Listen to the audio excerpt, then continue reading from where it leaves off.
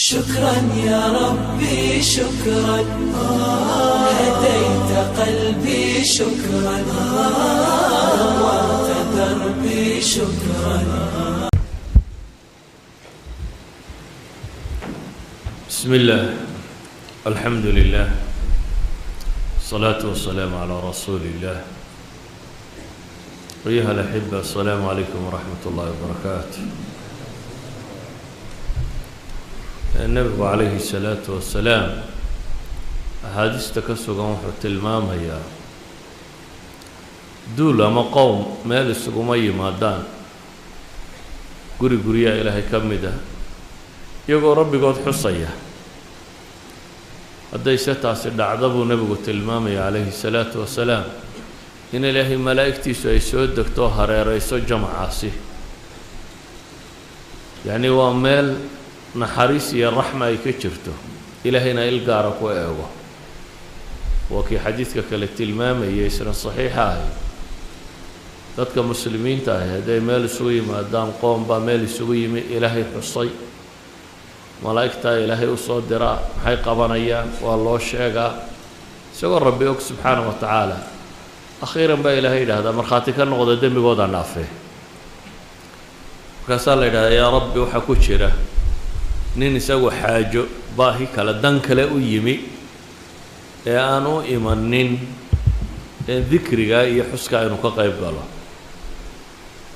ilaahay subxaanahu wa tacaala wuxuu tilmaamaya inay yihiin qowmun laa yashqaa bihim jaliisuhum, waa duul cidda la fadhidaana aanay guuldarraysanin.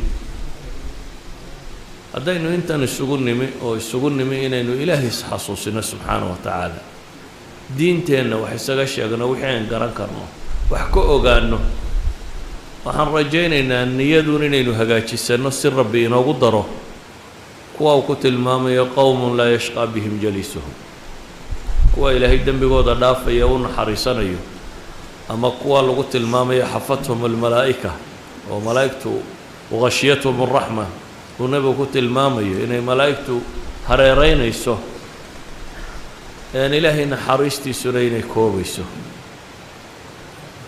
marka ha loo dadaalo meelaha ilaahay dikrigiisa iyo xuskiisa iyo weynidiisa iyo cibaadadiisa iyo hadalhayntiisa lagu hayo. casrigan dambe dadku waxyaabo kale u dhegtaagaa.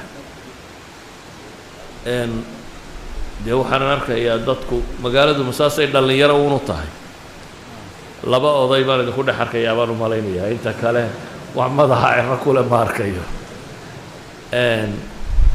haddaad dhallinyarana noqotaan ilaahayna xustaan, ilaahay waa la cajabaa buu nebigu tilmaamayay.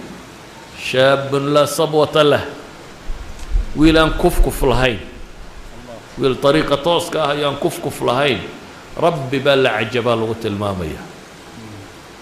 idan waxaan idin leeyahay halkaana ka sii wada, ilaahayna subxaanahu wa tacaala xaqa haynagu sugo, hayna garad siiyo kuwii jidkii nebi moxamed raaca calayhi salaatu wasalaam iyo inta raalli ka yahay jidkoodii ilaahay naga wada yeelo.